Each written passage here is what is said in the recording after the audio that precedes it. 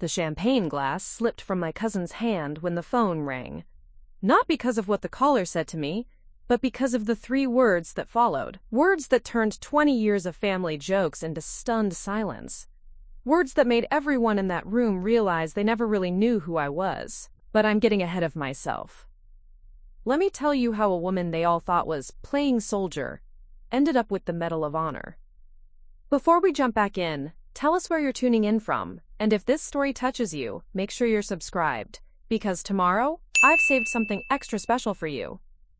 My cousin Derek had just finished his toast about family traditions when he spotted me by the dessert table, still in my dress uniform from the Veterans Day ceremony I'd attended that morning. The sight of those ribbons and badges always seemed to amuse him. "Hey everyone," he called out, wine making his voice carry across my Uncle Robert's living room. "Look who's still playing soldier at 35. The familiar laughter rippled through the crowd. My Aunt Patricia snorted into her coffee. My brother Jason shook his head with that knowing smirk. Even my mother, Susan Martinez, just looked down at her plate with that resigned expression I'd grown to recognize over the years. I stood there in my Army service uniform, the weight of my decorations feeling heavier with each chuckle. The combat infantry badge on my chest, the Ranger tab on my shoulder, the bronze star with V device for valor. To them, these were just costume pieces, props in what they saw as an elaborate game of dress-up. "Seriously, Sergeant Rodriguez," Derek continued, using my rank like it was a punchline. "When are you going to get a real job? You know, one where you don't have to play with toy guns all day?" The room erupted again. My cousin Maria nearly choked on her wine. Uncle Robert slapped his knee like Derek had just delivered the comedic performance of the century. I'd heard variations of this joke for 2 decades. It started when I enlisted straight out of high school, fresh-faced and determined to serve my country. Back then it was, "Little Elena thinks she's G.I. Jane." When I made it through basic training, it became, "Elena's still playing Army." When I earned my combat infantry badge, one of the most difficult achievements for any soldier, the family reaction was a collective eye roll and Derek's memorable quip. "What's next, Elena? Playing war?" The thing about family mockery is that it has a way of crystallizing around a single phrase. And for the Martinez family, that phrase became playing soldier. It didn't matter that I had served 3 combat deployments. It didn't matter that I had earned my Ranger tab, making me one of less than 1% of all soldiers to achieve that honor. It didn't matter that my fellow soldiers looked up to me, that my commanding officers trusted me with the most critical missions. To my family, I was still just Elena, playing dress-up in a uniform. The worst part wasn't Derek's jokes. He was predictable, like a broken record that only knew one song. The worst part was the silence of everyone else. The way conversations died when I walked into a room still smelling like gun oil from the range. The way eyes darted away when I tried to share stories from my deployments. The way my own mother would change the subject whenever someone asked about my Army phase. That's what she called 20 years of dedicated service to my country. A phase. I remember the Christmas of 2018, just after I'd returned from my second deployment to Afghanistan.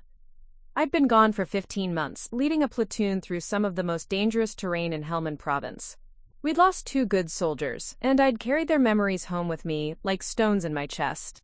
I thought maybe, just maybe, my family would want to hear about the schools we'd helped build, the villages we'd protected, the difference we'd made. Instead, Derek looked at my dress blues and said, "Still playing G.I. Joe, huh, Elena?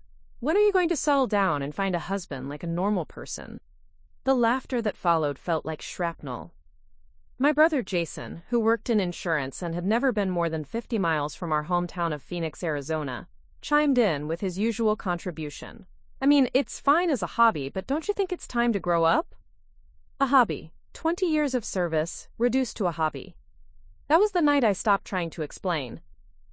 Stop trying to make them understand what it meant to hold a dying soldier in your arms, promising to tell his mother he was brave. Stopped trying to describe the weight of responsibility when 32 soldiers looked to you for leadership in a firefight. Stopped trying to convey the honor of serving something bigger than yourself. I learned to nod and smile when Derek made his jokes. I learned to change the subject when Uncle Robert asked if I was still in the military thing. I learned to pack my uniforms in the back of my closet when I came home on leave, wearing civilian clothes to family gatherings to avoid the inevitable comments. But the uniform always found its way back out. Because regardless of what my family thought, I wasn't playing anything. I was a United States Army Ranger, and every morning when I put on those fatigues, I was representing something sacred. Something they couldn't see past their own narrow understanding of what a woman should be, what a life should look like. The irony wasn't lost on me that Derek, who'd spent his adult life selling used cars and complaining about his mortgage, thought my career was the unserious one. That Jason, whose greatest achievement was winning his office fantasy football league 3 years running, considered my service a phase. That my mother, who'd never worked outside of retail, saw my military career as something I'd eventually grow out of. They couldn't fathom that some people are called to serve. That some women are meant to lead soldiers into battle, not just change diapers and plan dinner parties. That courage isn't a costume you put on. It's something you carry in your chest, something that drives you to run toward danger when everyone else runs away. By 2020, the jokes had evolved. Derek had discovered new material when he learned I'd volunteered for a 4th deployment, this time to Syria. "Jesus, Elena," he'd said at my nephew's birthday party, "are you addicted to playing war or something? Normal people your age are buying houses and having kids. You're still out there playing soldier like some kind of, I don't know, what do you call a woman who can't let go of childhood games?" "Pathetic," my cousin Maria had supplied helpfully, and the room had dissolved into laughter again. I'd smiled and excused myself to the bathroom, where I stood in front of the mirror looking at a woman who'd saved lives, who'd earned the respect of some of the toughest soldiers in the world, who'd been personally commended by generals for her leadership under fire. A woman whose family saw nothing but a little girl playing pretend. That night, I made a decision. If they wanted to see my service as a game, if they couldn't respect what I'd dedicated my life to, then I'd stop subjecting myself to their mockery. I'd stop coming to the family gatherings where my achievements were punchlines and my sacrifices were invisible. I spent the next 3 years building a life outside those rooms. A life where my service mattered, where my leadership was valued, where the word Ranger carried the weight it deserved. I surrounded myself with fellow veterans who understood the cost of service, with soldiers who looked up to me not despite being a woman, but because I'd earned their respect through blood, sweat, and unwavering dedication to the mission. My family didn't notice my absence at first. When they did, my mother called it Elena being dramatic again. But I wasn't being dramatic. I was being intentional. I was choosing to spend my time with people who saw my uniform, not as a costume, but as the symbol of honor it was meant to be. And then came that phone call on a Tuesday morning in November, 3 years after I'd stopped attending family gatherings. The call that would change everything. The call that would make my family realize that while they thought I was playing games, I was actually making history. But that's getting ahead of the story. First, you need to understand what happened in those 3 years when my family thought I was just avoiding them out of stubbornness. You need to understand what I was really doing while they continued their jokes about Elena's army phase. You need to understand how a woman they dismissed as playing soldier became the kind of hero that presidents call personally to thank. Preparing and narrating this story took us a lot of time, so if you are enjoying it, subscribe to our channel, it means a lot to us. Now back to the story. The decision to distance myself from family gatherings wasn't made in anger. It was made in self-preservation. While Derek continued perfecting his playing soldier routine for anyone who'd listen, I was quietly building something extraordinary. Something they couldn't see because they'd never bothered to look past their own assumptions about who I was supposed to be. Fort Bragg became my real home. Not the Phoenix suburb where my mother still kept my childhood bedroom exactly as I'd left it, complete with high school trophies and prom photos. The barracks, the training grounds, the mess hall, these places understood me in ways my family never had. It was there, in the spring of 2021, that Major Sarah Chen approached me after a particularly grueling training exercise. I'd been leading a mock rescue mission coordinating with multiple units to extract hostages from a simulated terrorist compound. What should have been a 6-hour exercise, I'd completed in 3.5 hours with 0 casualties and perfect tactical execution. Rodriguez, Major Chen said, her voice carrying the tone officers use when they're about to change your life. I need to talk to you. We walked to her office in silence, my combat boots echoing off the corridor walls. The smell of gun oil and leather filled the space between us. Major Chen was known throughout Fort Bragg as someone who didn't waste words, who measured soldiers by their actions rather than their potential. She closed the door behind us and gestured to the chair across from her desk. How do you feel about classified work? The question hung in the air like smoke. In the military, classified work could mean anything from intelligence gathering to operations so secret they didn't officially exist. It was the kind of assignment that could make or break a career, the kind that separated the exceptional from the merely competent. I'm interested, ma'am, I replied, keeping my voice steady despite the adrenaline suddenly coursing through my veins. Major Chen leaned back in her chair, studying me with the intensity of someone who'd spent years reading soldiers like books. There's a joint task force being assembled. Multinational, multi-agency. Counter-terrorism operations in regions I can't name, against threats I can't specify. What I can tell you is that they're looking for team leaders with your particular skill set. She slid a manila folder across her desk. Ranger qualified, combat experienced, tactically brilliant, and, she paused, choosing her words carefully, unconventional enough to think outside standard operating procedures. I opened the folder to find forms that would change the next 3 years of my life. Applications for security clearances so deep they had classifications I'd never heard of. Medical examinations that would test not just my physical capabilities, but my psychological resilience under extreme stress. What kind of timeline are we looking at? I asked. If you're selected, you'd ship out in 6 weeks. Training would be conducted at an undisclosed location. Duration of assignment, indefinite. Contact with family and friends, extremely limited. The irony wasn't lost on me.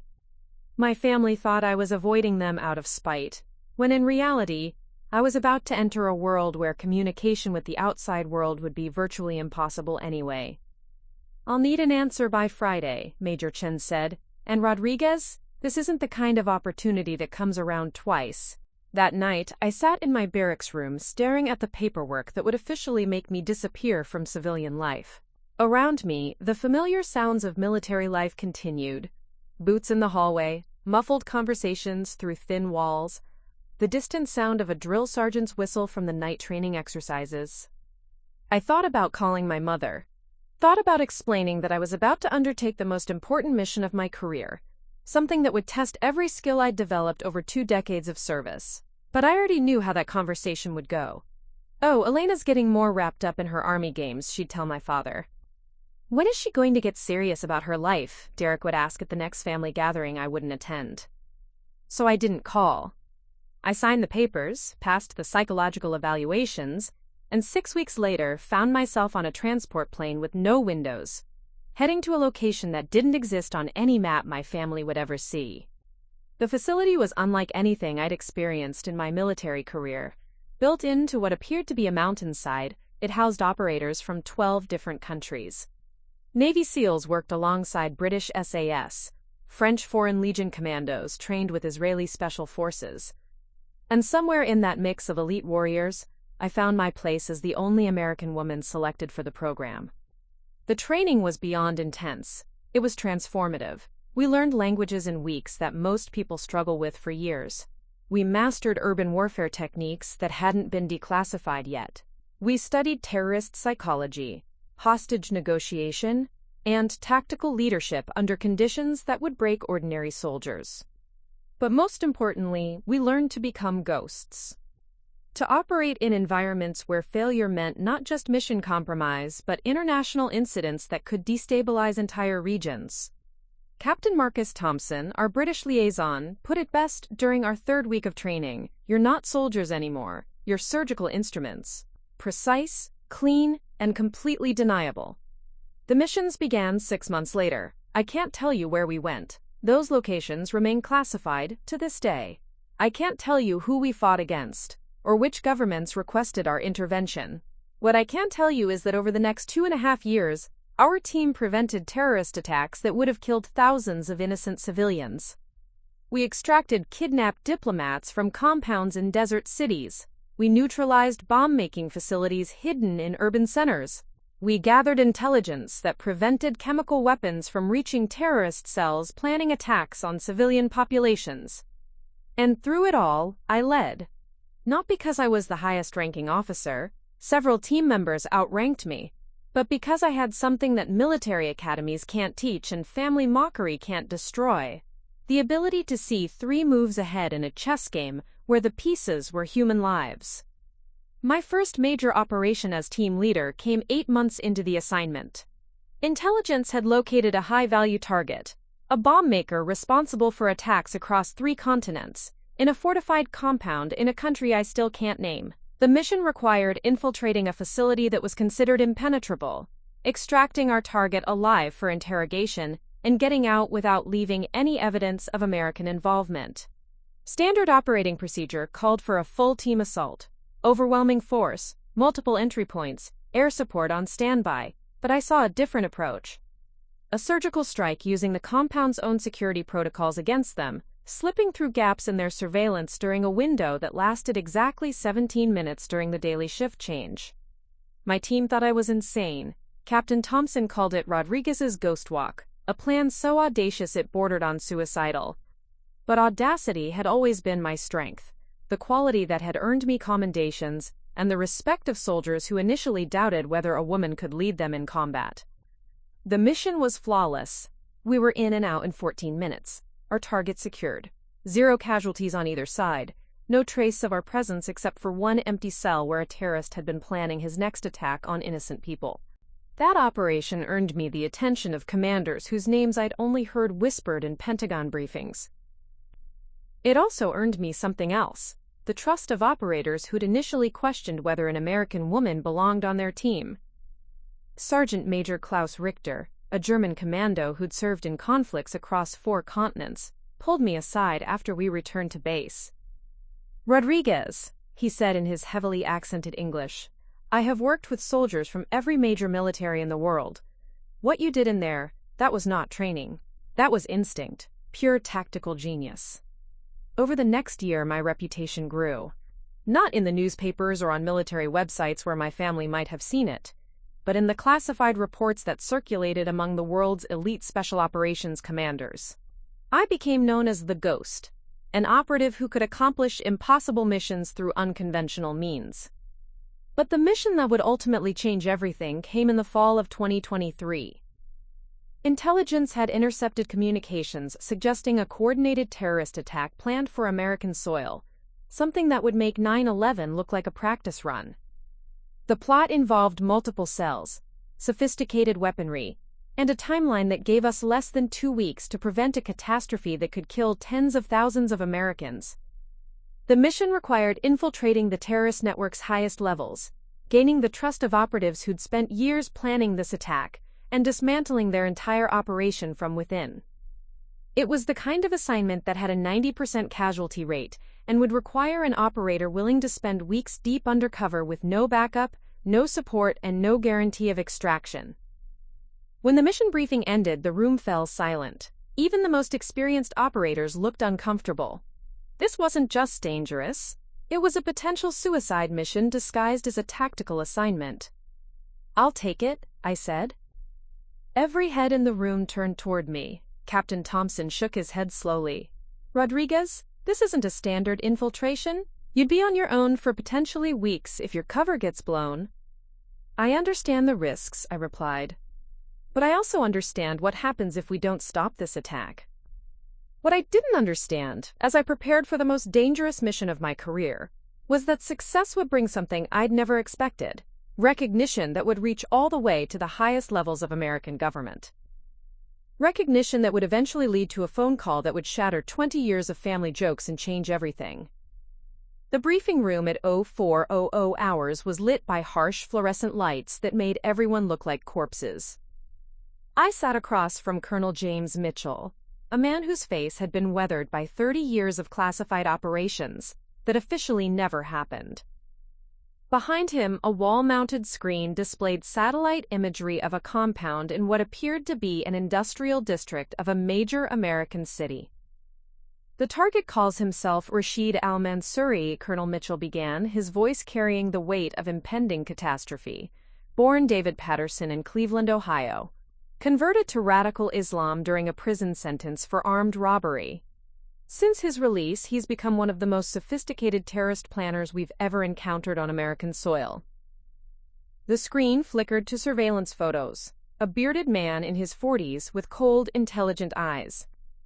He looked like someone who could disappear in any crowd, the kind of predator who hid behind ordinary appearances.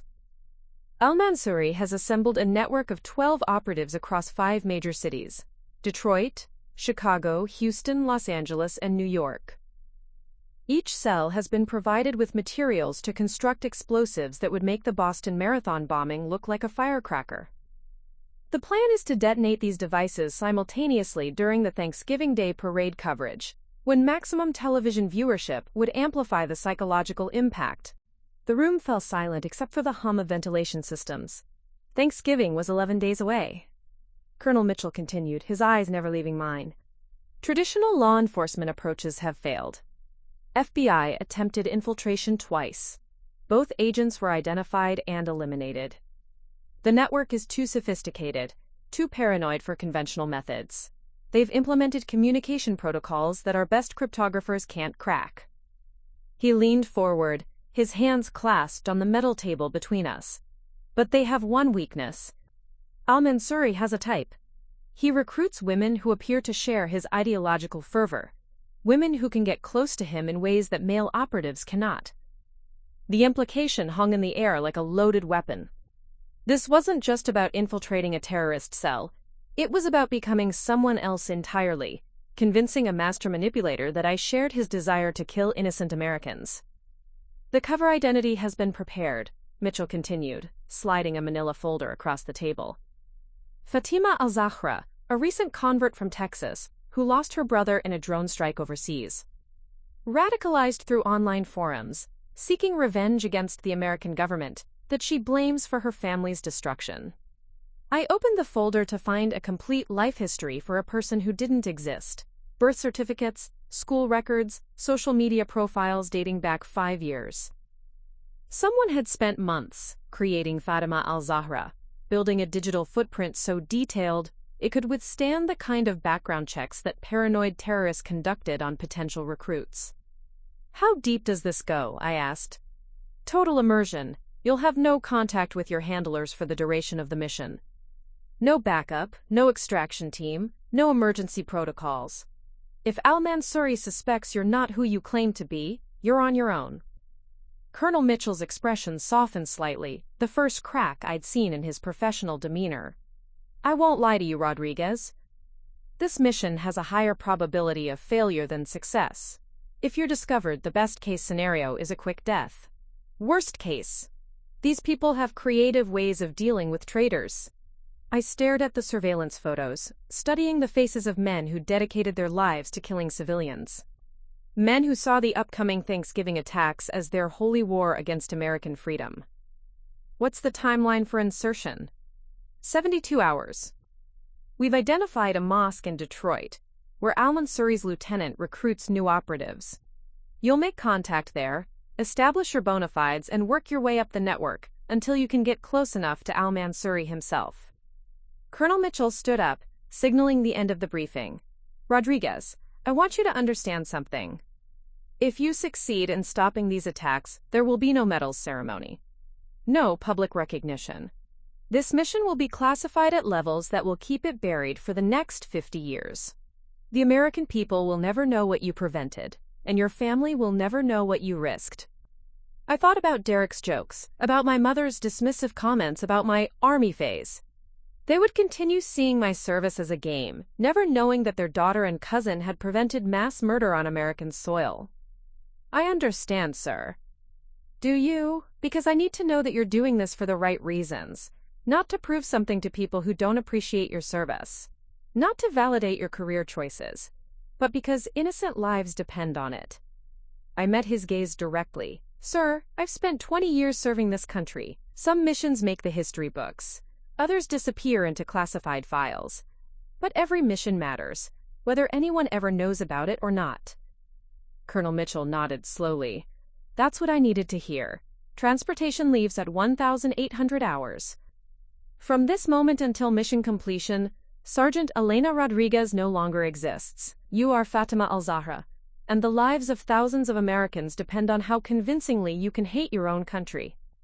The next 72 hours were a crash course in becoming someone else. I studied Islamic theology with scholars who understood the radical interpretations that terrorist groups use to justify violence. I learned Arabic phrases and cultural mannerisms that would make my conversion story believable. I memorized the fictional biography of a woman whose brother had supposedly died in a military operation overseas. Most challenging was the psychological preparation, learning to express hatred for everything I'd spent my adult life protecting. I practiced reciting propaganda that made my skin crawl, rehearsed expressing joy at the thought of American casualties. By the time I boarded the flight to Detroit, I could look in the mirror and see Fatima al-Zahra staring back at me. The mosque where I made first contact was a modest building in a working-class neighborhood, surrounded by auto repair shops and convenience stores. Most of the congregation were peaceful, hard-working immigrants who'd come to America seeking better lives for their families. But intelligence indicated that after evening prayers, a smaller group gathered in the basement for educational discussions that were anything but educational. I attended regular prayers for 3 days, establishing myself as a recent arrival seeking spiritual guidance. On the 4th evening, I approached a young man named Omar, who'd been identified as al-Mansouri's Detroit recruiter. "Brother," I said in carefully accented English, "I was told you might have answers for someone seeking a deeper understanding of our faith's response to oppression." Omar studied me with suspicious eyes. He was barely 25, but his face carried the hardness of someone who'd seen too much violence too early. "What kind of answers are you seeking, sister?" "The kind that explain why Allah allows the Crusaders to murder our brothers and sisters while we pray for peace." It was the opening line I'd rehearsed dozens of times, the kind of grievance that radical recruiters looked for in potential operatives. Omar's expression shifted almost imperceptibly, suspicion giving way to interest. "Perhaps we should continue this conversation somewhere more private," he said. The basement of the mosque had been converted into a meeting room with folding chairs arranged in a circle. 8 men and 3 women sat listening as a bearded imam delivered a sermon about the religious duty to resist Western oppression. The rhetoric was carefully crafted, inflammatory enough to radicalize impressionable minds, but vague enough to avoid specific calls to violence that might attract law enforcement attention. After the meeting, Omar introduced me to the group as a new sister seeking guidance. I told them Fatima's story, how my brother had died in a drone strike, how I'd converted to Islam seeking answers, how I'd come to Detroit hoping to find others who understood my anger. The lies flowed smoothly, each detail reinforced by the extensive preparation I'd received. I spoke about my fictional brother with tears in my eyes, channeling the grief I'd felt for real soldiers I'd lost in combat. I expressed hatred for the American military, with the passion of someone who'd actually experienced loss, making my performance authentic enough to convince seasoned terrorists. Within a week, I was attending private meetings where the discussions moved beyond rhetoric to specific operational planning. I learned about safe houses, communication protocols, and the cellular structure that kept different parts of al-Mansouri's network isolated from each other. Within 2 weeks, I'd earned enough trust to be introduced to Ahmad Hassan, al-Mansouri's second-in-command.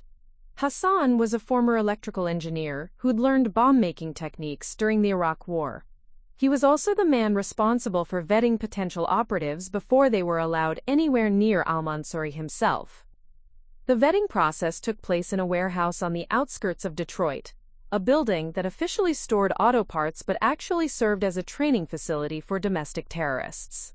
Hassan spent 6 hours interrogating me about my background, my motivations, and my willingness to carry out operations against American targets. "Tell me, sister," Hassan said during the final phase of questioning, "if you were asked to detonate a device that would kill American children, could you do it for the glory of Allah?" The question hit me like a physical blow. Every instinct I'd developed as a soldier, as a human being, screamed against the answer I needed to give. But I thought about the real children who would die if I failed this mission, the thousands of families who would be destroyed if these attacks succeeded. If it serves Allah's will and weakens the Crusader state, I replied, forcing conviction into my voice, then yes. The children of oppressors must pay for their parents' crimes. Hassan smiled for the first time since I'd met him.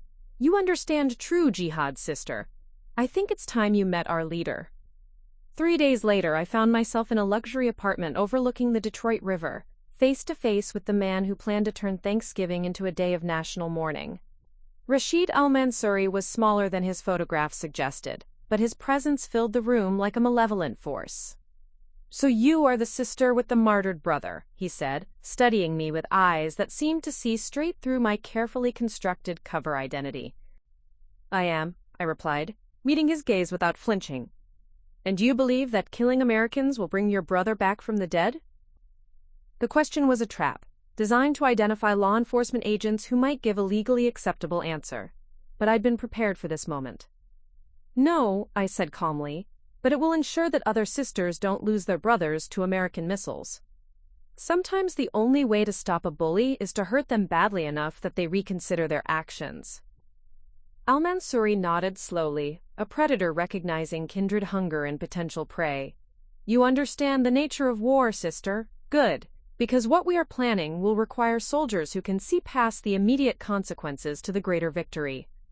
He gestured toward a map of the United States spread across his dining room table, marked with red circles over 5 major cities. In 6 days, while Americans celebrate their day of thanks for stolen land and murdered natives, we will give them something truly memorable, simultaneous attacks that will demonstrate the vulnerability of their homeland and the determination of those who oppose their global tyranny. As al-Mansouri detailed his plan, I memorized every word, every timeline, every piece of intelligence that would be needed to stop the most devastating terrorist attack in American history. But I also realized that I was running out of time. 6 days to identify all the operatives, locate all the targets, and find a way to alert authorities without blowing my cover and getting myself killed in the process. 6 days to save thousands of lives while surrounded by people who would torture me to death if they discovered who I really was. The most dangerous part of the mission was just beginning. The burner phone, hidden in my hijab, vibrated once, the signal I'd been waiting for. Al-Mansouri had just left the apartment for his evening prayers, giving me exactly 23 minutes before his return. 23 minutes to photograph operational documents, memorize target locations, and gather the intelligence that could prevent mass murder, all while maintaining the cover of a devoted terrorist recruit. I moved through his apartment with the precision of a surgeon, photographing documents with a camera disguised as a prayer app on my phone. Each page revealed another piece of the nightmare puzzle: floor plans of parade routes, security schedules for major venues, chemical compound formulas that would maximize casualties. The attention to detail was terrifying. These weren't desperate fanatics with crude explosives. This was a sophisticated military operation designed to kill with surgical precision. The target list made my blood run cold. The Macy's Thanksgiving Day Parade in New York would face 3 coordinated explosions timed to maximize television coverage. Chicago's parade route had been studied for optimal crowd density calculations. Houston's family festival zones had been mapped with escape route analysis to trap panicking civilians. Detroit's downtown celebration area included schools where children would be watching the festivities. Los Angeles had identified shopping centers, where families traditionally gathered after morning parades. But the most chilling discovery was a document titled Phase 2 Implementation. The Thanksgiving attacks weren't the end goal. They were the opening move in a campaign designed to trigger nationwide panic, overwhelm emergency response systems, and create the chaos necessary for even larger follow-up attacks during the Christmas season. I photographed everything, my hands steady despite the adrenaline coursing through my system. Years of combat experience had taught me to function under pressure, but this was different. In Afghanistan, I'd faced enemies who wore uniforms and followed conventional rules of warfare. Here, I was surrounded by predators who viewed dead children as acceptable collateral damage in their twisted holy war. The sound of footsteps in the hallway outside made me freeze. Al-Mansuri wasn't supposed to return for another 15 minutes, but paranoid terrorists didn't follow predictable schedules. I quickly pocketed my phone and moved to the window, positioning myself to appear as though I'd been admiring the view of the river.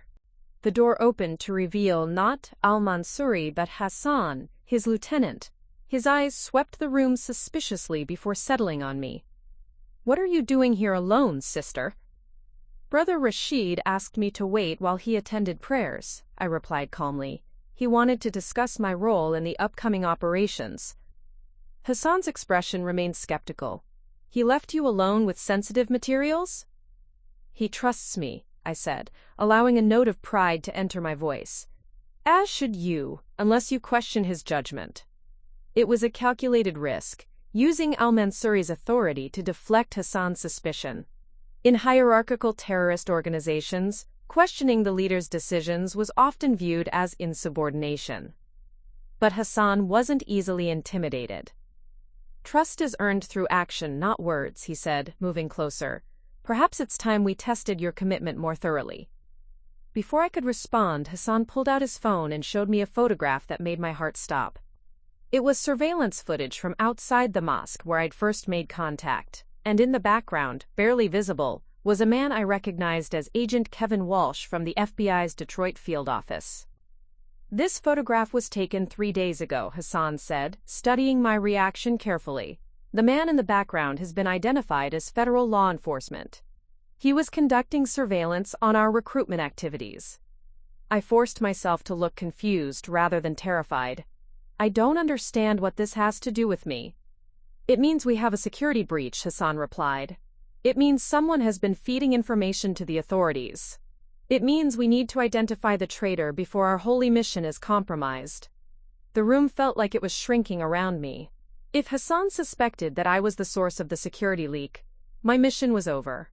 Worse, if he convinced al-Mansuri that I couldn't be trusted, I'd disappear into one of their safe houses, where they could spend days extracting every detail of my real identity. "Brother Hassan," I said, stepping closer to him with the confidence of someone who had nothing to hide, "if you believe I am a threat to this operation, then you should eliminate me immediately. But if you waste time questioning the loyalty of someone Brother Rashid has already vetted, you risk delaying the mission that will strike fear into the hearts of our enemies." It was pure psychological warfare, turning his paranoia back on itself, making him question whether his suspicion was helping or hindering the terrorist plot. Hassan stared at me for a long moment, weighing my words against his instincts. The front door opened again, and al-Mansuri entered to find us locked in tense confrontation. "What is happening here?" he demanded, his voice carrying the authority of someone accustomed to absolute obedience. Hassan explained about the surveillance photograph and his concerns about operational security.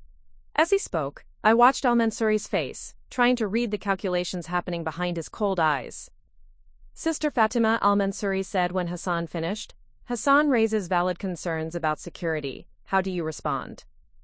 This was the moment that would determine whether I lived or died, whether thousands of innocent Americans would survive the coming holiday. I had seconds to convince a master manipulator that I was worthy of his trust. "Brother Rashid," I said, looking directly into his eyes, "if I were working with the authorities, would I be here alone with you discussing operational details? Would I have spent weeks earning your trust when I could have simply reported your location after our first meeting?" I paused, letting the logic sink in before continuing. Hassan's caution is admirable, but his suspicion is misplaced. The security breach isn't from within our cell, it's from the mosque itself. How many people have access to that building? How many attend prayers who haven't been properly vetted? The authorities don't need an undercover agent when they can simply watch the building from across the street. Al-Mansuri nodded slowly. "Continue. Instead of questioning the loyalty of your chosen operatives, we should be questioning our operational security protocols. If the authorities are conducting surveillance on recruitment activities, we need to change how we identify and evaluate potential recruits." I was walking a razor's edge, providing just enough tactical insight to maintain my cover while being careful not to offer information that could actually help them improve their security. The goal was to sound like a committed terrorist who understood operational planning. not a trained military officer who knew exactly how law enforcement surveillance worked. What do you suggest? Al-Mansuri asked. Move the final preparations to a location the authorities haven't identified. Change the timeline to prevent them from predicting our movements. And, most importantly, limit operational knowledge to only those who absolutely need it to complete their assigned tasks. Hassan frowned.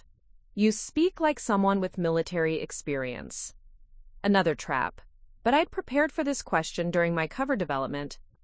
My brother served in the Iraqi army before he was killed, I replied.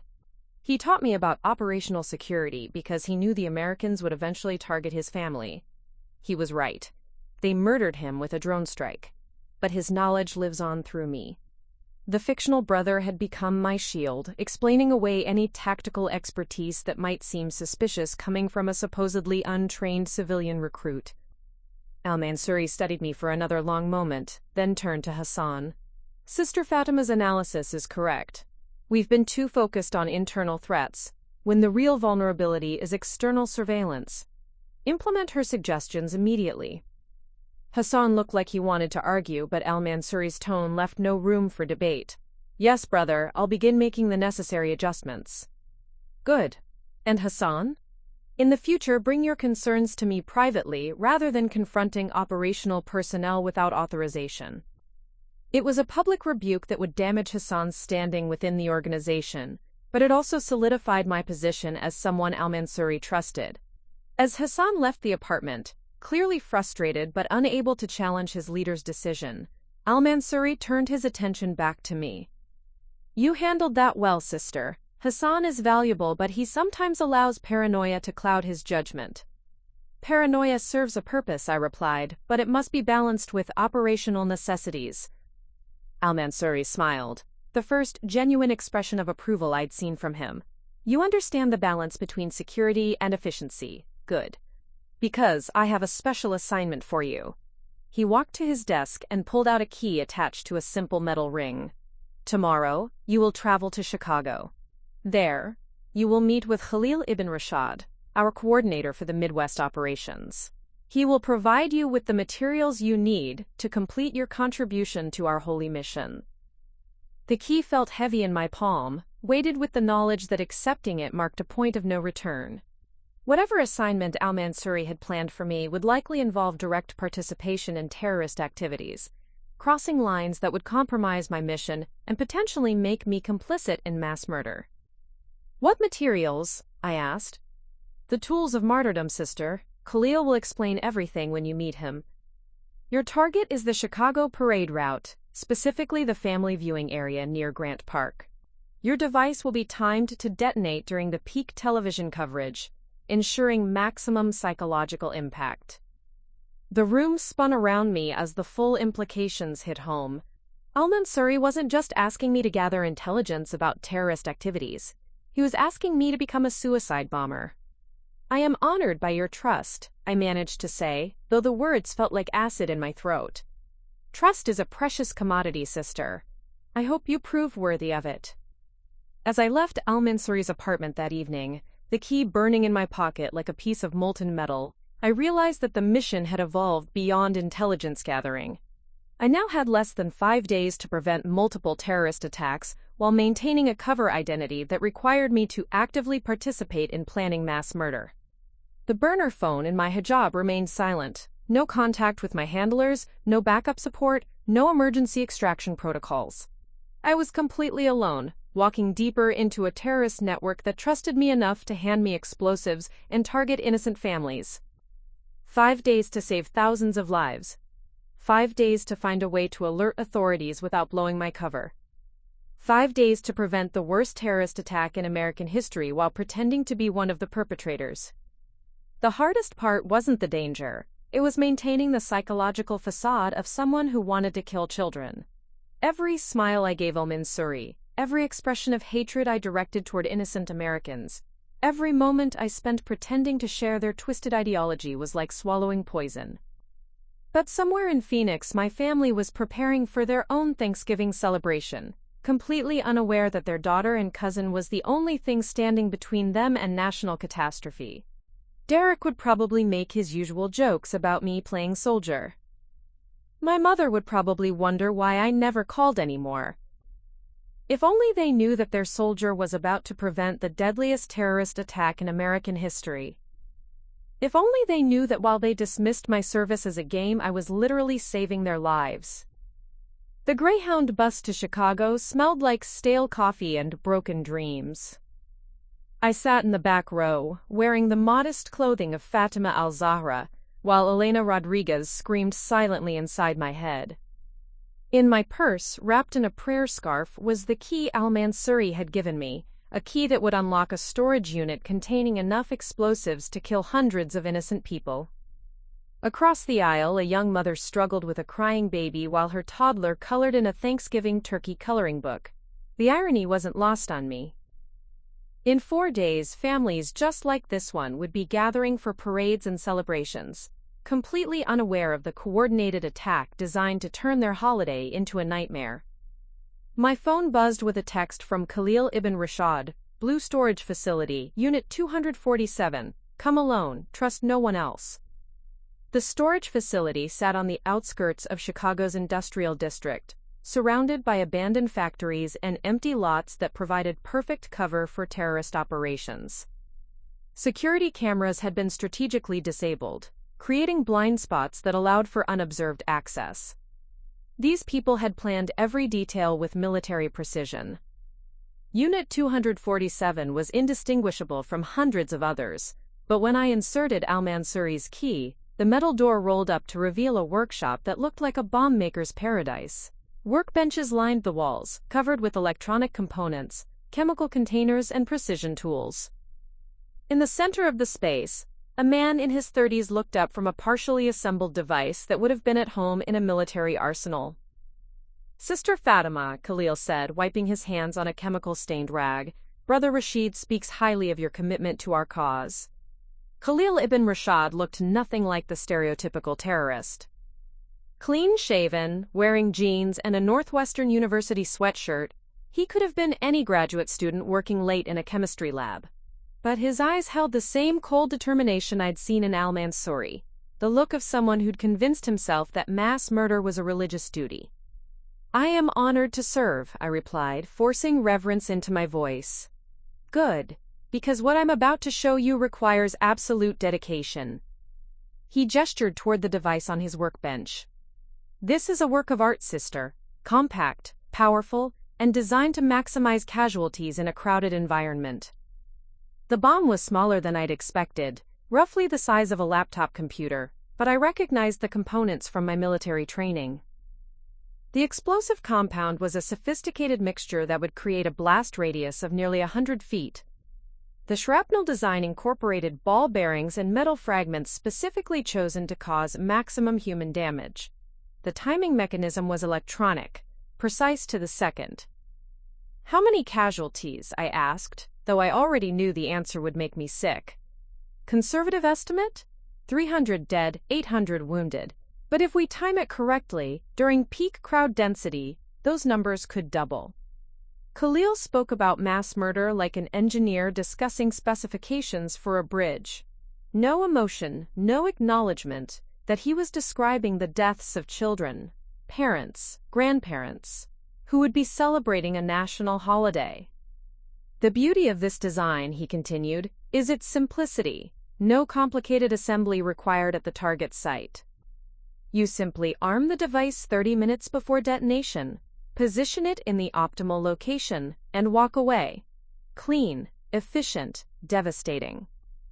He moved to a second workbench, where an identical device waited. This one is yours, sister, your contribution to our holy war against the American Crusaders. The weight of the bomb in my hands felt like holding death itself. Every component had been crafted with the sole purpose of ending human lives, of turning celebration into carnage. I forced myself to examine it with the curiosity of a dedicated terrorist, while mentally cataloging every detail that could help authorities identify and neutralize similar devices. Where exactly is my target? I asked.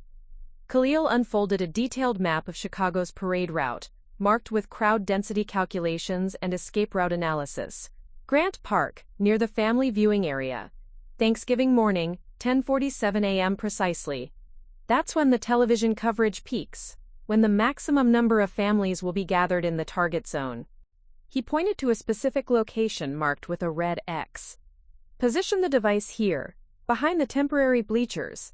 The blast will funnel upward and outward, maximizing casualties while minimizing structural damage that might block the explosion's effect. I memorized every detail of the target location while maintaining the facade of eager anticipation. What about my escape route? There is no escape route, sister. The words hit me like a physical blow. I'd suspected this might be a suicide mission, but hearing it confirmed still sent adrenaline surging through my system. This is a martyrdom operation, Khalil continued. Your sacrifice will inspire fear in our enemies and glory in paradise. Brother Rashid has chosen you for this honor because of your exceptional dedication to the cause. I nodded slowly, as if accepting the prospect of death was a privilege rather than a death sentence. I understand. When do I receive final instructions? Tomorrow evening. Brother Rashid will contact you with last-minute details and provide you with identity documents for accessing the target area. Until then, you should spend time in prayer, preparing your soul for the journey to paradise. As I left the storage facility with a bomb in a nondescript backpack, my mind raced through possible scenarios for preventing the attacks without compromising my cover. I had 3.5 days to find a solution that would save hundreds of lives, while keeping me alive long enough to identify all the other operatives in the network. The motel room I'd rented under Fatima's identity was a study in calculated anonymity. Faded carpet, thin walls, and a view of a parking lot filled with rusted cars. I sat on the edge of the bed, staring at the backpack that contained enough explosive power to level a city block. For the first time since the mission began, I allowed myself to think about failure.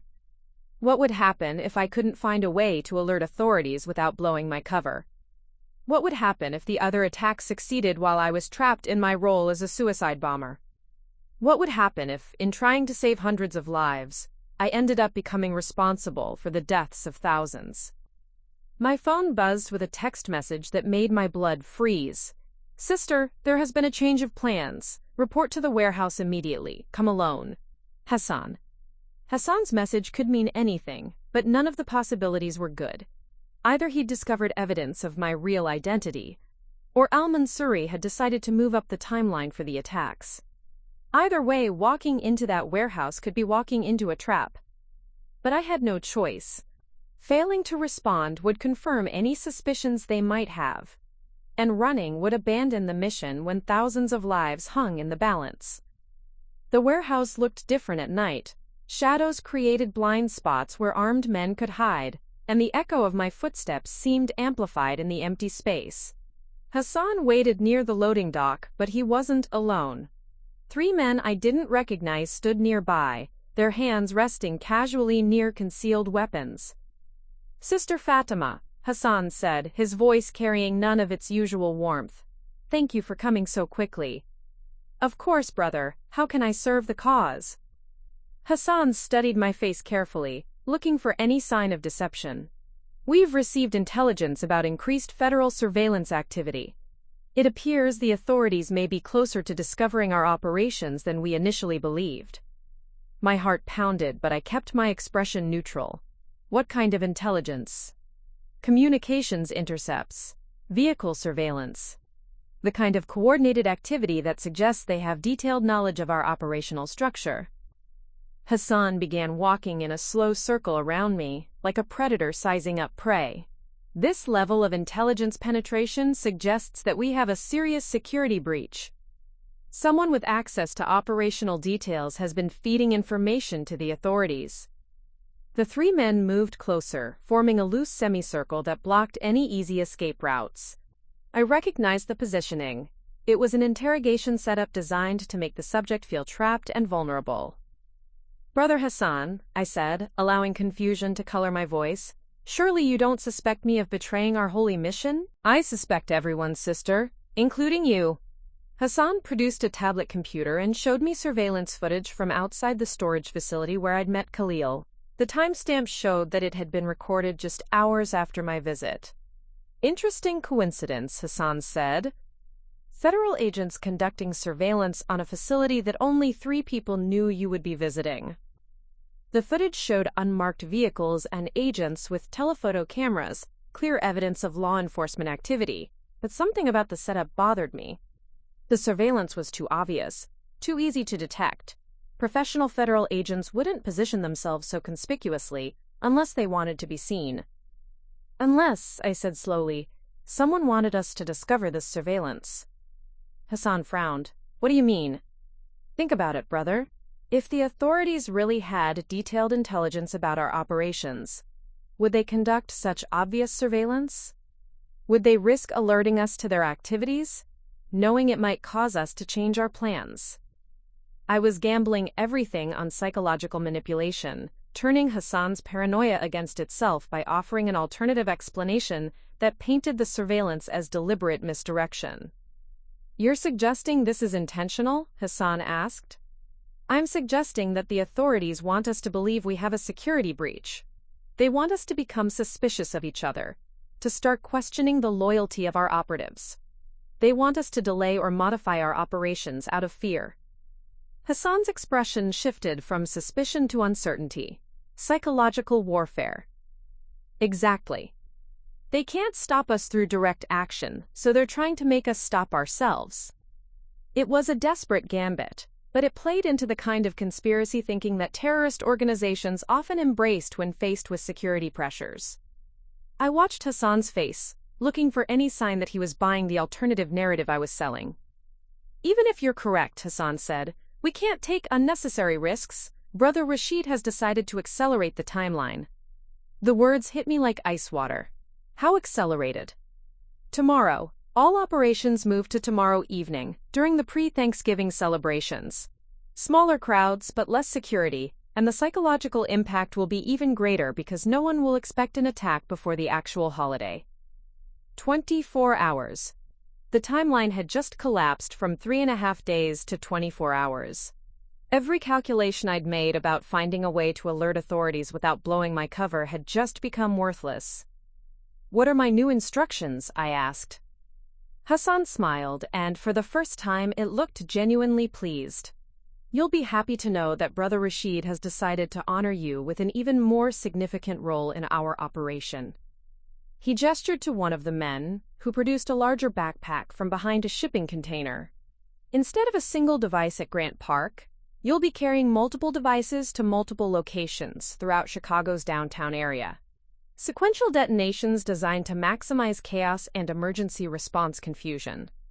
The new backpack was significantly heavier than the original bomb.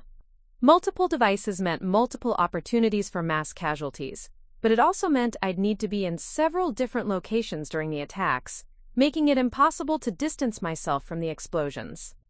5 devices, 5 locations, 5-minute intervals between detonations, Hassan explained. By the time emergency responders react to the first explosion, the second will already be in progress.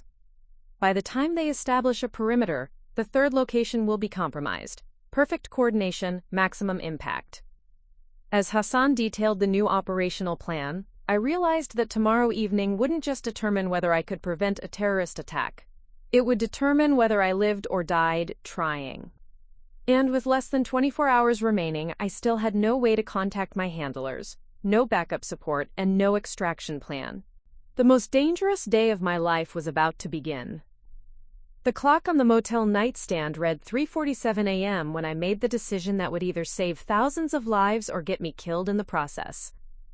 The backpack containing 5 bombs sat in the corner like a sleeping monster while I stared at the burner phone that had remained silent for weeks. No contact with my handlers, no backup plan, no extraction protocol. But I had something else. Something Hassan and Al-Mansuri couldn't have anticipated when they recruited a woman they believed to be a grieving convert seeking revenge. I had 20 years of military training, 3 combat deployments, and the tactical instincts of a ranger who'd never lost a soldier under her command. It was time to stop playing defense and start playing offense. The first step required abandoning everything I'd been taught about undercover operations.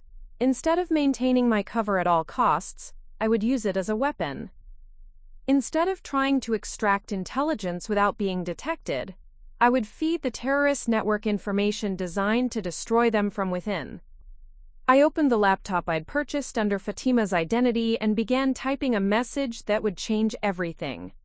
Brothers, I have discovered evidence of federal surveillance operations targeting our network. Recommend immediate relocation of all operational materials and personnel. Detailed intelligence attached. Sister Fatima. The detailed intelligence was a carefully crafted mix of real surveillance techniques and tactical misinformation. Real enough to maintain credibility, false enough to send the terrorists scrambling in the wrong directions. I included photographs of the warehouse district taken from angles that suggested professional surveillance, along with fabricated reports about federal task force activities that would make them paranoid about their current locations. But the real genius of the plan was what I embedded in the digital files, metadata that would allow law enforcement to trace the message back to its origin, providing them with the exact location of terrorist safehouses and operational centers. I sent the message to every contact in Fatima's encrypted communication network, then began the second phase of my plan. The storage unit where Khalil had shown me the bomb-making operation would be my first target. Not to steal explosives or gather more intelligence, but to ensure that law enforcement would find evidence that couldn't be ignored or dismissed. I drove through the pre-dawn darkness in a stolen car, something I'd learned during survival training but never thought I'd use on American soil. The storage facility was deserted, exactly as I'd expected. Security cameras had been disabled weeks ago, creating the perfect blind spot for terrorist activities. But those same blind spots would now work in my favor. Breaking into the storage unit required skills I'd developed during specialized training that officially didn't exist. Lockpicking, alarm bypass, silent entry techniques that had served me well during classified operations in places I couldn't name. Within minutes, I was inside Khalil's bomb-making workshop. The space looked exactly as I'd left it, but now I saw it through different eyes. Not as a terrorist recruit receiving instructions, but as a military operator preparing to turn an enemy asset into a strategic advantage. I began photographing everything with a camera that used GPS coordinates and timestamps that would be admissible in federal court. Every component, every chemical compound, every piece of evidence that could identify the bomb maker's techniques and connect them to other terrorist activities. But photographs weren't enough. I needed something that would force immediate law enforcement response. Something so urgent that federal agents would have no choice but to act within hours rather than days. That's when I remembered the second device Khalil had mentioned, the backup bomb intended for a secondary target if the primary mission succeeded. He'd been vague about its location, but careful examination of his notes revealed an address in downtown Chicago. I memorized the address and began the most dangerous part of my plan. Using Khalil's own bomb-making materials, I constructed a device designed not to kill, but to be discovered. A fake bomb that would look authentic enough to trigger a massive law enforcement response, but harmless enough to avoid accidentally causing casualties. The irony wasn't lost on me. I was using terrorist techniques to create a weapon against terrorism. By 6 a.m., I'd planted the fake device in a location where it would be discovered during morning rush hour traffic, with an anonymous tip called in to the FBI's Chicago field office. The device would be obviously fake upon close examination, but realistic enough to justify treating it as a credible threat until explosive ordnance disposal teams could respond. Phase 3 of my plan required returning to the terrorist network as though nothing had happened, maintaining my cover while law enforcement closed in on locations I'd secretly provided them. The message I'd sent had already begun having its intended effect. My phone buzzed constantly with encrypted messages from various operatives confirming that they were abandoning compromised locations and moving to backup sites. Each message provided me with new intelligence about the network's structure and contingency plans. At 9 a.m., I received the call I'd been waiting for. Sister Fatima, Al-Mansuri's voice carried tension I'd never heard before. We need to meet immediately. There have been significant developments. Of course, brother. Where? The old brewery. 1 hour. Come alone. The abandoned brewery on Chicago's South Side had served as an emergency meeting location, chosen specifically because it offered multiple escape routes and good sightlines for detecting surveillance. I arrived to find Al-Mansuri pacing like a caged animal, his usual calm demeanor replaced by barely controlled agitation. "The Americans know more than we believed possible," he said without preamble. Hassan discovered evidence of surveillance operations targeting multiple safe houses simultaneously. Someone has been feeding them detailed intelligence about our network. I nodded gravely, allowing concern to show on my face. How extensive is the breach? Extensive enough that we must accelerate all operations to today, this afternoon, before they can identify and neutralize our remaining assets. Al-Mansuri pulled out a map of Chicago marked with 5 locations. "Your mission remains the same, but the timeline has been compressed. Sequential detonations beginning at 2 p.m., during the lunch hour when downtown areas are most crowded. 2 o'clock. Less than 5 hours to prevent multiple terrorist attacks while maintaining a cover identity that required me to appear enthusiastic about committing mass murder." "What about the other cities?" I asked. "Detroit and Houston have been compromised. We've lost contact with our operatives there, which means they've either fled or been captured. New York and Los Angeles are proceeding as planned, but with modified targets and timelines." The news hit me like a physical blow. Even if I prevented the Chicago attacks, terrorists would still be targeting civilians in 2 other major cities. Operations I had no way of stopping because I'd never been briefed on those specific plans. "Brother Rashid," I said carefully, "perhaps this is Allah's way of telling us to postpone the mission until we can ensure complete success." Al-Mansuri's eyes flashed with anger. "There is no postponement, sister. This operation has been years in the planning. If we delay now, we may never have another opportunity to strike such a devastating blow against our enemies." He moved closer, studying my face with the intensity of someone looking for signs of wavering commitment. "Unless you're having doubts about your dedication to our cause?" It was a test, and failure would mean immediate death. But it was also an opportunity to gather final intelligence about the New York and Los Angeles operations. "My dedication is absolute," I replied firmly, "but I want to ensure that my sacrifice contributes to the greater victory. Tell me about the other operations, so I can die knowing that my martyrdom is part of a coordinated triumph." Al-Mansuri's expression softened slightly.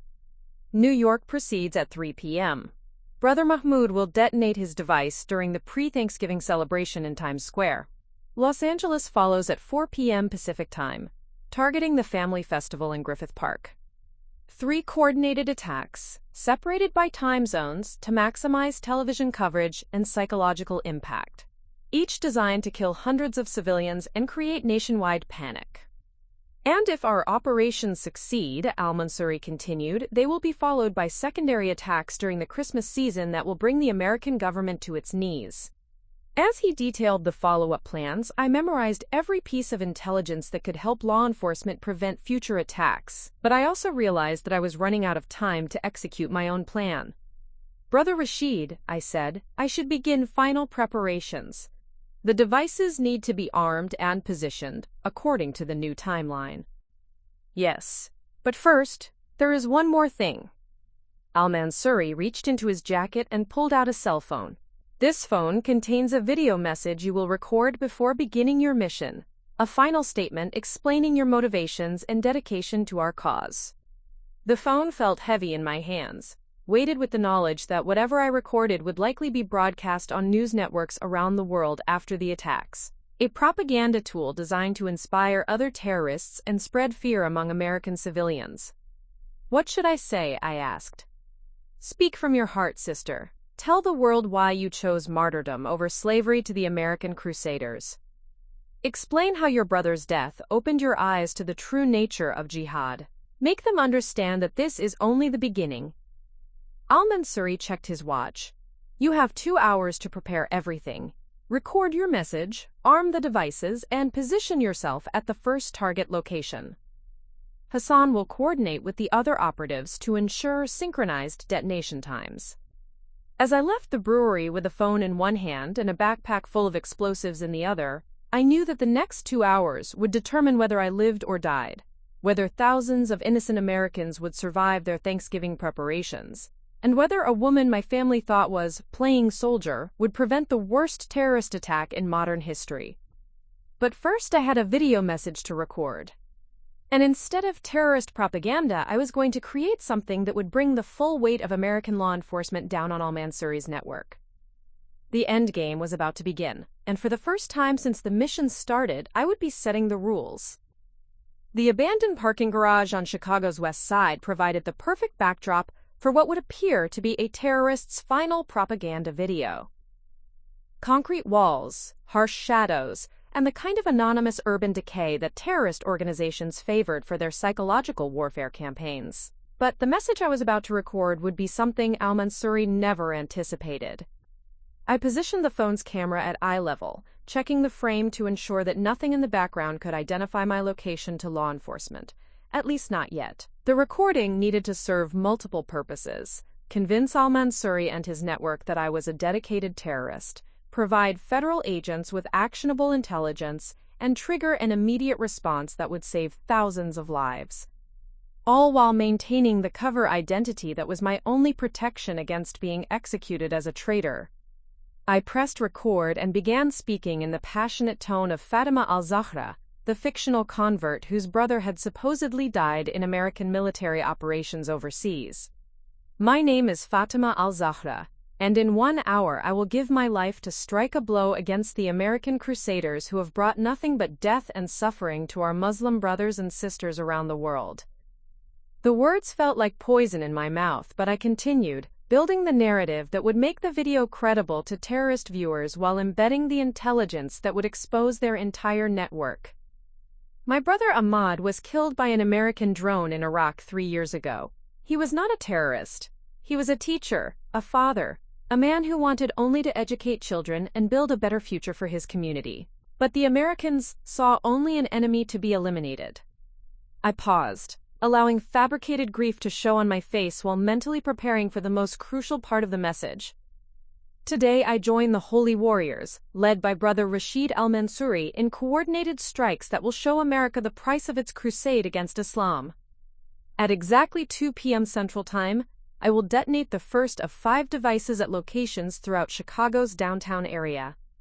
As I detailed the planned attack locations, I was careful to use the exact addresses al-Mansouri had provided, along with specific timing information that would allow law enforcement to intercept the operations. But I embedded this intelligence within religious rhetoric and personal grievances that would make the video appear authentic to terrorist networks. The Michigan Avenue shopping district will be our first target, followed by Union Station, Grant Park, the Federal Building Plaza, and finally the Navy Pier tourist area.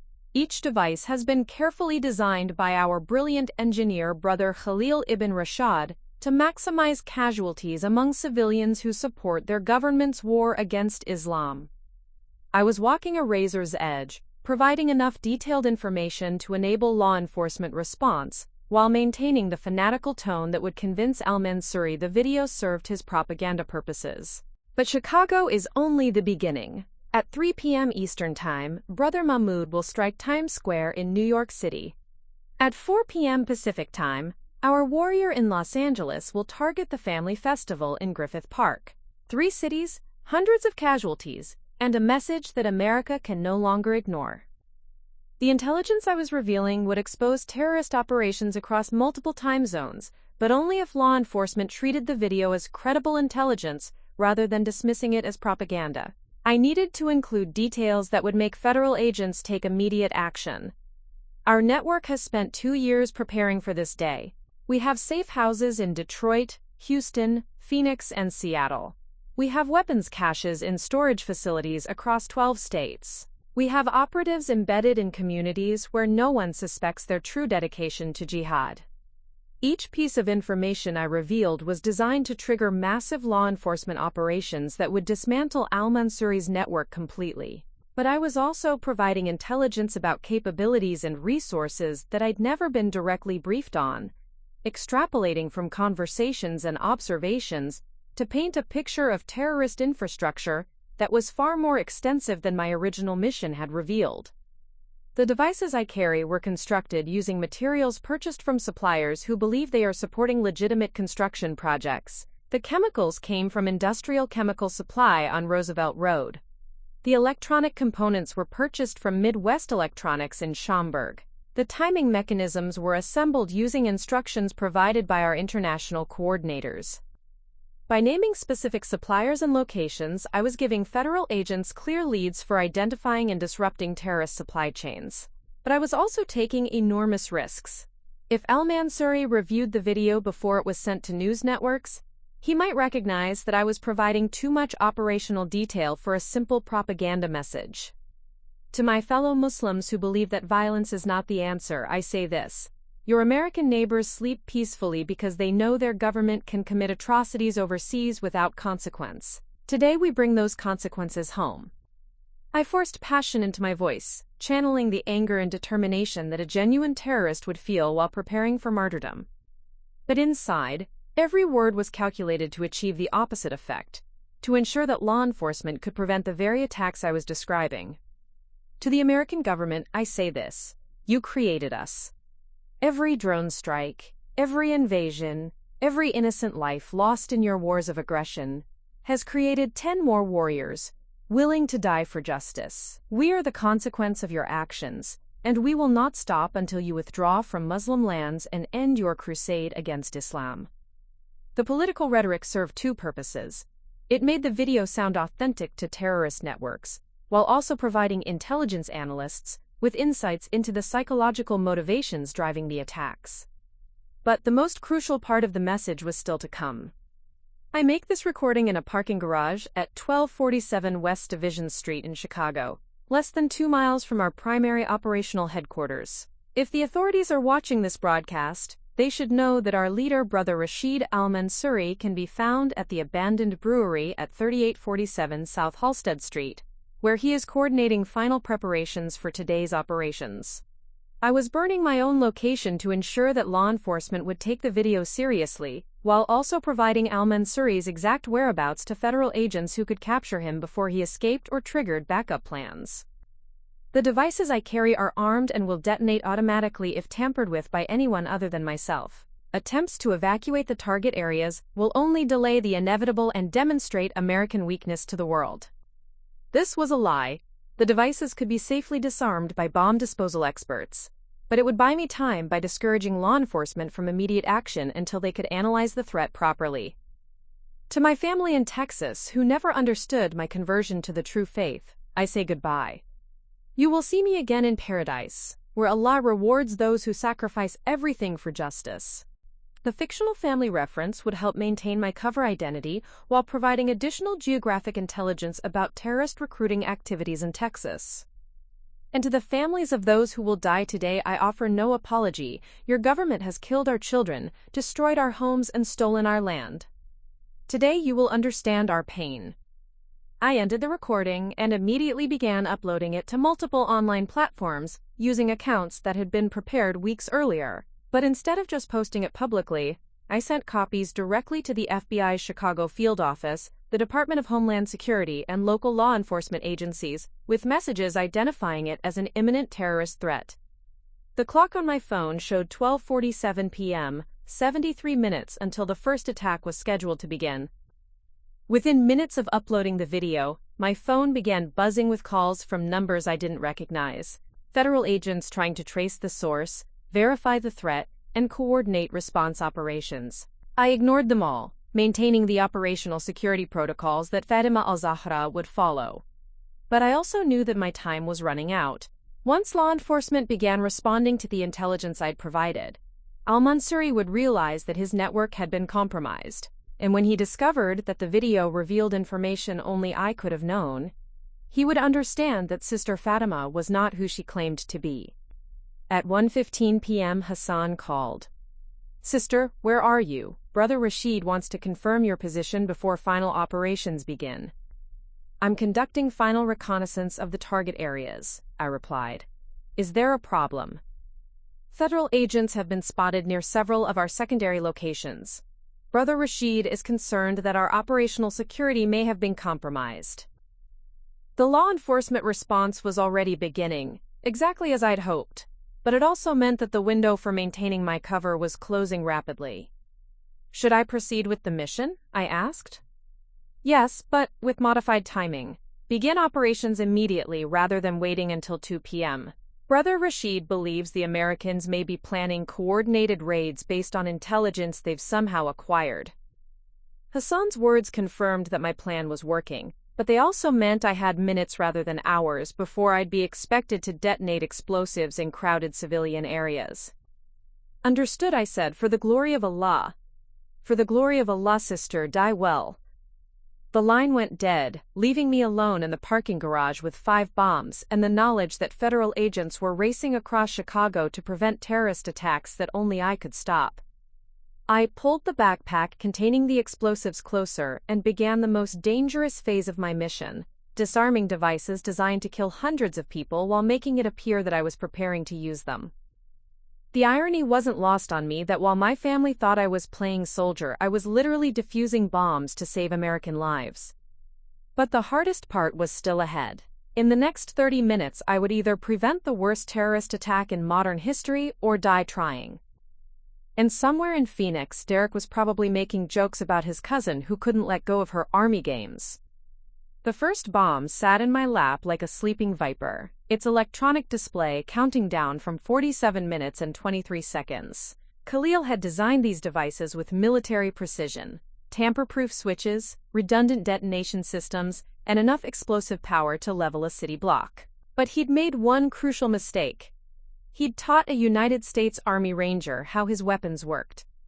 My fingers traced the device's housing, feeling for the access panel that would expose its internal mechanisms. 20 years of military training had taught me to stay calm under pressure, but disarming a terrorist bomb while sitting in an abandoned parking garage pushed the boundaries of even my experience. The electronic components were arranged exactly as Khalil had shown me during our meeting at the storage facility. A primary timer connected to the main explosive charge, a secondary backup system designed to detonate if the primary was compromised, and a motion sensor that would trigger immediate explosion if the device was moved more than 50 feet from its current location. But military bomb disposal training had taught me something Khalil didn't know I possessed. Every security system has a weakness, and every bomb maker leaves a signature that reveals how their devices can be defeated. I pulled out the small toolkit I'd acquired during my weeks undercover, items that appeared to be everyday electronics repair tools but could serve as improvised bomb disposal equipment. A precision screwdriver set, wire strippers, electrical tape, and a multimeter that could test circuit continuity without triggering explosive charges. The access panel opened with surprising ease, revealing a maze of colored wires, circuit boards, and chemical components that would have overwhelmed most people. But to someone who'd spent years studying enemy explosive devices, it was a puzzle with a solution. The red wire connected the timer to the primary detonator. The blue wire led to the backup system. The yellow wire controlled the motion sensor. Standard configuration, textbook design. Exactly what I'd expect from someone who'd learned bomb making from online manuals rather than real-world experience. But cutting the wrong wire would trigger immediate detonation, and I had no way to test my theories without risking an explosion that would kill me and everyone within a 100-yard radius. My phone buzzed with an incoming call from Al-Mansuri. I ignored it, focusing on the delicate work of tracing circuit pathways and identifying the sequence needed to safely disarm the device. The timer continued counting down, 43 minutes, 27 seconds. The second call came from Hassan, then a text message. "Sister, report your position immediately. Operations have been compromised."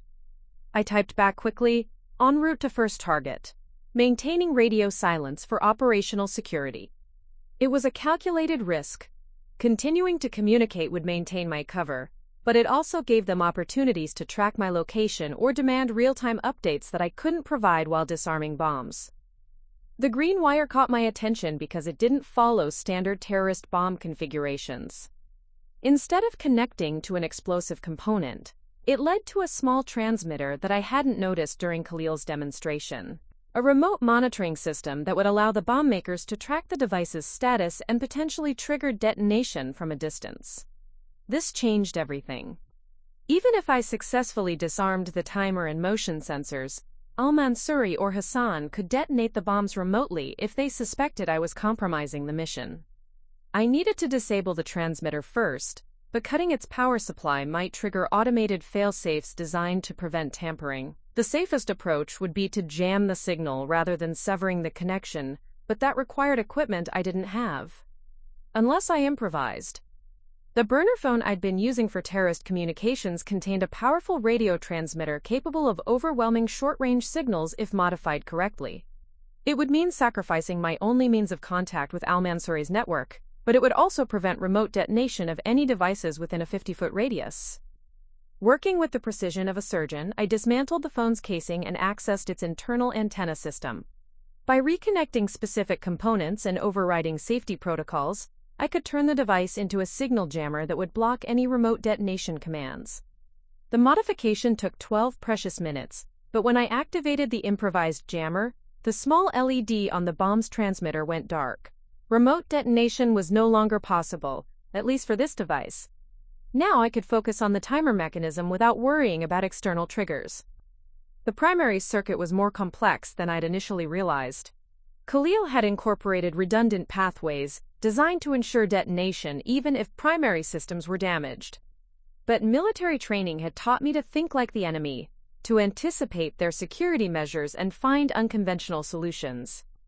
Instead of trying to cut specific wires, I used the multimeter to trace the electrical flow through the entire system, mapping each connection until I understood how the components interacted.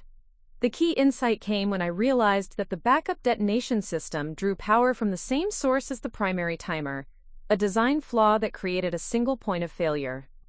By carefully short-circuiting the power distribution node, I could disable both systems simultaneously without triggering explosion protocols. But the margin for error was measured in millimeters, and one false move would detonate enough explosives to vaporize the entire parking garage. My hands remained steady as I positioned the wire strippers around the critical connection point. 20 years of handling weapons under combat stress had taught me to trust my training, even when my life depended on split-second decisions. The circuit broke with a soft click, and the timer display went dark. 1 bomb disarmed, 4 to go. But as I moved to the second device, my improvised signal jammer began overheating. The modification I'd made was burning out the phone's internal components, and I had maybe 10 minutes before it failed completely, leaving the remaining bombs vulnerable to remote detonation. The second bomb was identical to the first, but my familiarity with Khalil's design allowed me to work faster. I identified the power distribution node within minutes and disabled it using the same technique. The timer went dark just as my signal jammer began emitting smoke. 2 bombs disarmed, but my protection against remote detonation was failing. That's when I heard the sirens. Multiple emergency vehicles converging on locations throughout downtown Chicago, their wailing growing louder as law enforcement responded to the intelligence I'd provided in my video message. Federal agents, bomb disposal teams, and tactical units racing to prevent terrorist attacks that were already being neutralized by the person they were trying to save. But the sirens also meant that Al-Mansuri and Hassan would soon realize their operations had been completely compromised. When they discovered that their bombs weren't detonating as planned, they would understand that someone with detailed knowledge of their network had betrayed them. My phone, the backup device I'd kept hidden, rang with a call from an unknown number. I answered cautiously. "This is Agent Sarah Martinez, FBI Chicago Field Office. Are you the person who sent the video intelligence about planned terrorist attacks?" The moment of truth. I could maintain my cover, deny any knowledge of law enforcement activities, and hope that federal agents could prevent the attacks without my direct assistance. Or I could abandon Fatima al-Zahra's identity and provide the tactical support that could save hundreds of lives. "Agent Martinez," I said, "this is Sergeant Elena Rodriguez, United States Army Rangers. I'm currently disarming terrorist explosive devices at coordinates 41.9028 minus 87.6317. I need immediate bomb disposal support and tactical backup." The silence on the other end lasted 3 seconds, an eternity when you're sitting next to armed explosives. Sergeant Rodriguez, we have no record of any military operations in this area. Can you verify your identity and explain your current situation? My operation is classified above your clearance level, but I can provide verification codes that will confirm my identity with DoD intelligence liaison officers. What I need right now is immediate support before the terrorists realize their network has been compromised. As I provided the authentication codes that would prove I was a legitimate military operator, I continued working on the third bomb. The design was identical to the first two, but my signal jammer had finally failed completely, leaving the remaining devices vulnerable to remote detonation. Sergeant Rodriguez, Agent Martinez said, her voice tight with urgency. Bomb disposal teams are en route to your location, ETA 8 minutes. Can you maintain your position until they arrive? Negative. I have 2 more devices to disarm, and the terrorists may attempt remote detonation at any moment. I'm proceeding with immediate neutralization protocols. The third bomb required a different approach because its timer showed only 14 minutes remaining, not enough time to wait for professional bomb disposal support. I needed to work faster, accepting higher risks to prevent an explosion that would kill innocent civilians. Instead of carefully tracing circuit pathways, I used emergency disarmament techniques that had a 70% success rate but carried significant danger of accidental detonation. Military training had taught me when calculated risks were necessary to complete the mission. I cut 3 wires simultaneously, disrupting multiple systems before the device could react to tampering. The timer flickered and went dark. 3 bombs disarmed. 2 remaining. But as I reached for the 4th device, my phone buzzed with a text message that made my blood freeze. Sister Fatima, we know what you have done. You have 30 seconds to resume operations before we detonate all remaining devices remotely. Choose martyrdom, or watch thousands die. Hassan. They discovered my betrayal, and they still had remote detonation capability for the bombs I hadn't neutralized. 29 seconds to disarm 2 sophisticated explosive devices before terrorists triggered them from a distance. 28 seconds to save hundreds of innocent lives while knowing that failure would mean my own death. 27 seconds to prove that a woman my family thought was playing soldier could prevent the worst terrorist attack in American history. The most dangerous moment of my life had just begun. 3 months after preventing the worst terrorist attack in American history, I was back in Phoenix for the first time in over a year. Not by choice, but because the FBI's witness protection protocols required me to maintain some semblance of normal family contact to avoid raising suspicions among any remaining terrorist sympathizers who might be watching. My mother had insisted on hosting early Thanksgiving dinner since Elena finally decided to visit, unaware that her daughter had spent the actual holiday being debriefed by federal agents about classified operations that would never appear in any public record. The house looked exactly the same. Same furniture, same family photos, same underlying assumption that I was wasting my life in military service. As I walked through the front door in civilian clothes, my dress uniform would have raised too many questions about where I'd been. I heard the familiar sound of Derek's voice holding court in the living room. "I'm telling you, man, it's like she's addicted to playing Army," he was saying to my brother Jason. 35 years old and still running around pretending to be G.I. Jane. When is she going to grow up and get a real job? Some things never changed. "Hey, Derek," I said, stepping into the living room where my extended family had gathered for their traditional pre-dinner conversation. "Still selling used cars? Or have you moved on to something that actually contributes to society?" The room went quiet for a moment, then erupted in the kind of nervous laughter that follows when someone crosses an unspoken line. Derek's face flushed red, but he recovered quickly. "At least I'm not playing soldier for 20 years like some kind of overgrown kid," he shot back. "Seriously, Elena, when are you going to admit that this whole military thing is just an elaborate way of avoiding adult responsibilities?" My cousin Maria chimed in with her usual supportive commentary. "Derek's got a point. Most women your age have husbands and kids and actual careers. You're still running around in costume playing war games." I smiled and nodded, just as I'd done for years, but something was different this time. Maybe it was the memory of Hassan's threats, still fresh in my mind. Maybe it was the knowledge that 3 months ago these same people had been going about their lives completely unaware that I was the only thing standing between them and mass murder. Or maybe I was just tired of pretending that their opinions mattered.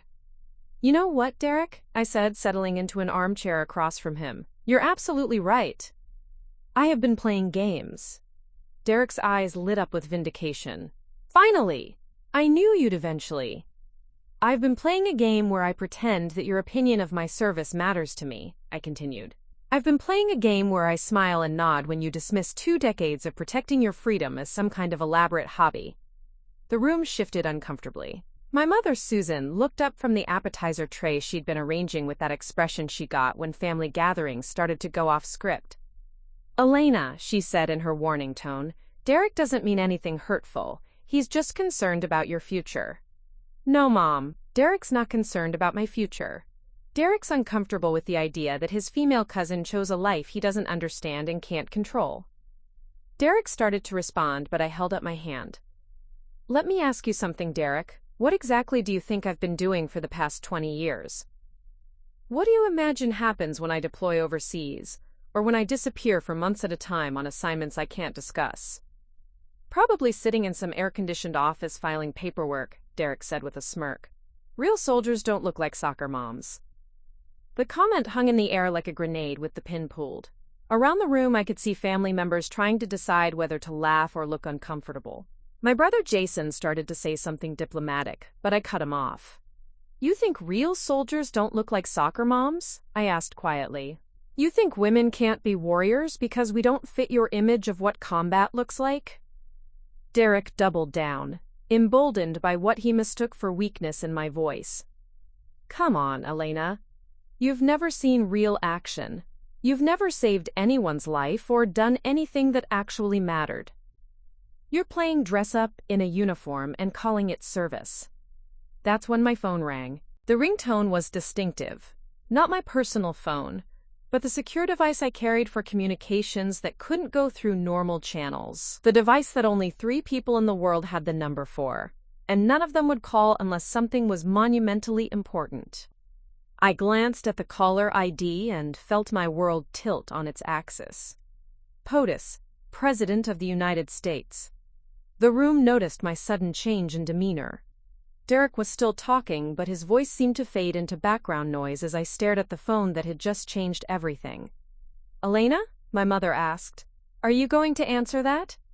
I looked around the room at faces I'd known my entire life. People who'd dismissed my service, minimized my sacrifices, and treated my military career like an extended phase of adolescent rebellion. People who had no idea that their daughter, cousin, and sister had prevented mass murder while they slept safely in their beds. "Yes," I said, standing up. "I think I am." I answered the call on speakerphone. "Sergeant Rodriguez?" The voice was unmistakably presidential. The same voice that addressed the nation during times of crisis. The voice that carried the authority of the highest office in the land. "Yes, Mr. President," I replied, watching as every face in the room went white with shock. "Sergeant, I wanted to call you personally to inform you that your actions during Operation Silent Guardian have been declassified for the purposes of awarding you the Medal of Honor. Your courage in preventing coordinated terrorist attacks on American soil saved thousands of lives and prevented a national catastrophe." The silence in the room was absolute. Derek's mouth hung open like a fish gasping for air. My mother's hand had frozen halfway to her mouth, still holding a cocktail shrimp. "Thank you, Mr. President," I managed to say. "I was honored to serve." "The ceremony will be held at the White House next month. Your family is, of course, invited to attend. I understand from the classified briefings that your cover required significant personal sacrifice, including maintaining operational security even with your loved ones."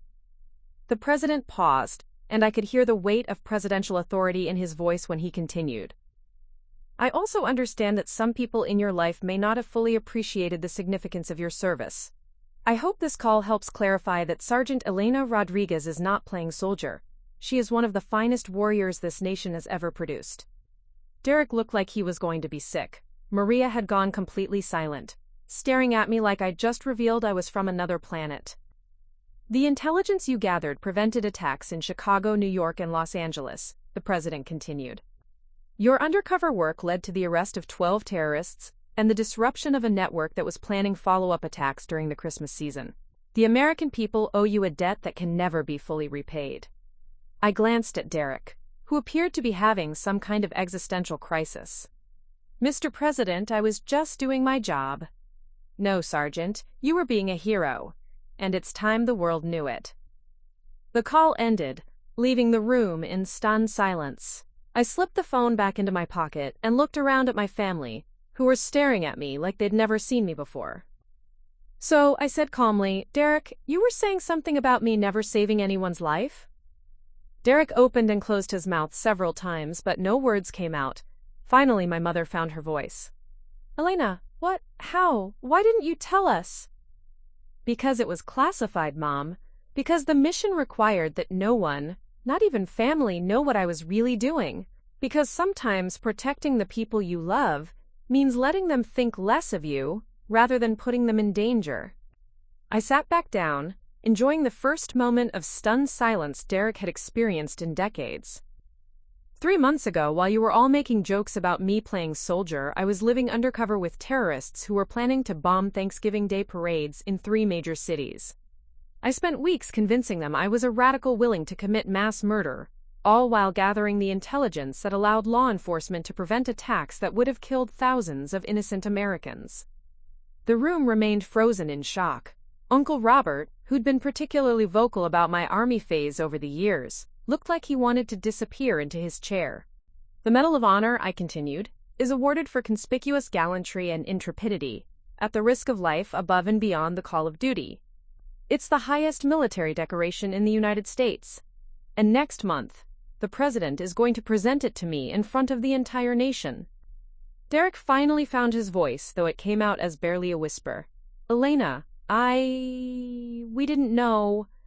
No, you didn't know, but you also didn't ask. For 20 years, whenever I tried to share anything about my service, you turned it into a joke. Whenever I explained that I couldn't discuss certain assignments, you assumed it was because they weren't important. You decided that because I'm a woman, because I don't fit your image of what a soldier should look like, my service couldn't possibly be real. I stood up again, looking around the room at faces filled with shame, shock, and dawning realization.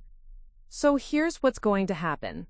Next month, you're all invited to watch your daughter, cousin, and sister receive the nation's highest military honor from the President of the United States. You're going to see me recognized as a hero in front of the entire world. And then you're going to go home and think very carefully about how you've treated someone who was willing to die to protect your freedom. I headed toward the door, then stopped and turned back to Derek. Oh, and Derek, next time you want to make jokes about someone, you might want to make sure they're not the kind of soldier who prevents terrorist attacks and gets personal phone calls from the President. As I walked out of my childhood home for what I knew would be the last time in a very long while, I could hear the stunned conversations beginning behind me. 20 years of mockery, of dismissal, of treating my service like an elaborate game, had just been shattered by a single phone call. My family had spent 2 decades thinking I was playing soldier. They'd just learned that while they were making jokes, their soldier had been saving the world. And for the first time in my life, I didn't care whether they understood it or not. Some games, it turns out, are worth playing, even when the people you're protecting don't realize you're playing for their lives. Up next, you've got 2 more standout stories right on your screen. If this one hits the mark, you won't want to pass these up. Just click and check them out. And don't forget to like, subscribe, and turn on the notification bell so you don't miss any upload from us.